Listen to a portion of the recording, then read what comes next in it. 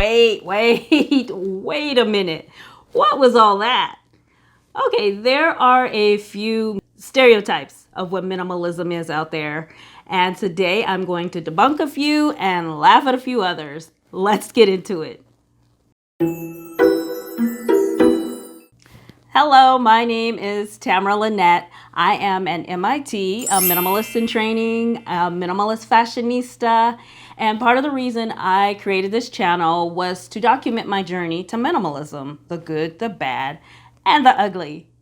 And today I wanted to talk about a few myths and, say that 5 times fast, myths and stereotypes of being a minimalist. Myth number 1, you have to get rid of everything you own. And that's simply not true. And I think that comes from the declutter part of the journey of being a minimalist. You know, people see others getting rid of a lot of their possessions, and they're not getting rid of everything. They're just getting rid of everything that no longer serves them. And that could be a lot of things. You know, think about all the things that you get rid of when you move because you don't need it. And that's what a minimalist is doing, but they're not moving. I've had friends tell me like, oh, I can never be a minimalist because I could never live without my blah, blah, blah, or I can never get rid of this particular collection. Well, that's not minimalism. Minimalism is holding on to those things that bring you joy. So if you can't live without it, then you get to keep it. So that's a misconception with minimalism, that it has to hurt. So don't fall into that trap of thinking that you have to get rid of everything, because you don't. Misconception number 2, you can't buy new things. And for some reason that conjures up for me images of like teenagers hanging outside a liquor store trying to find an adult who will buy some liquor for them because they're not allowed to buy it. And I just kind of think of minimalists kind of doing that, hanging out outside the Target and be like, I'm a minimalist, I can't buy a new shower curtain, can you get it for me? Like, no, that's not minimalism. Often what minimalists will do is repurchase things that are worn out or they're tired of.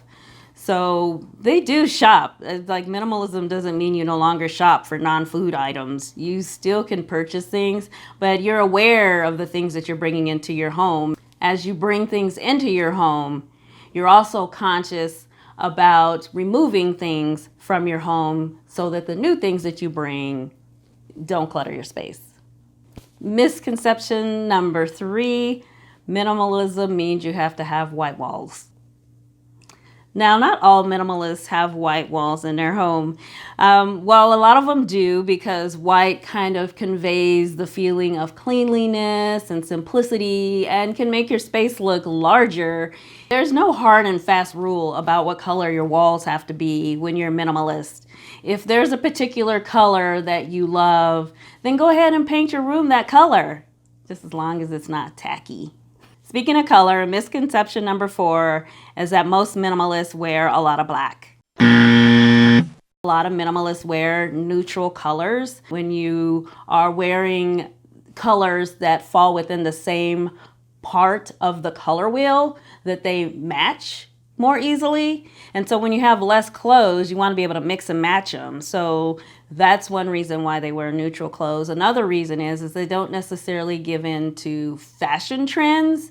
And so those neutral colors tend to be a little bit more classic, and thus they stay in style longer. But once again, as I said, with the color of your walls, if you have a particular color that you love and your wardrobe reflects that, then go for it. You know, you don't have to throw out who you are as a person in order to be a minimalist. I mean, you have to maybe change the way you think in a certain way, but you don't have to reprogram yourself to like a certain color. Misconception number 5, that to be a minimalist, you have to live in a small home. Absolutely not true. Because you have less things, you may need less space. However, that doesn't mean that you have to live in a 160 square foot container home.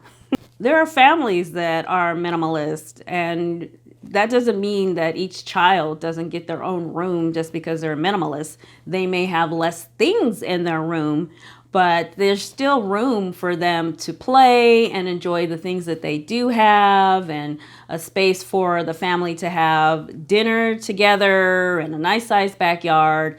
So you don't have to sell your home in order to become a minimalist.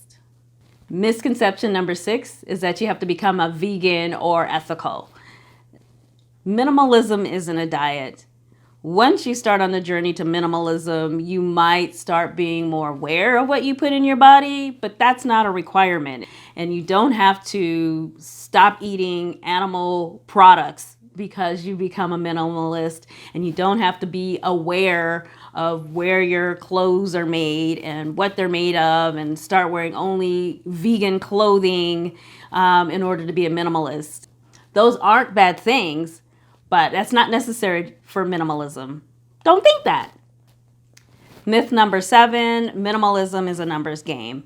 I believe this misconception comes from those minimalists who like to count what they own. I have 10 shirts. I have 1 fork, 1 knife, 1 spoon, 2 lamps.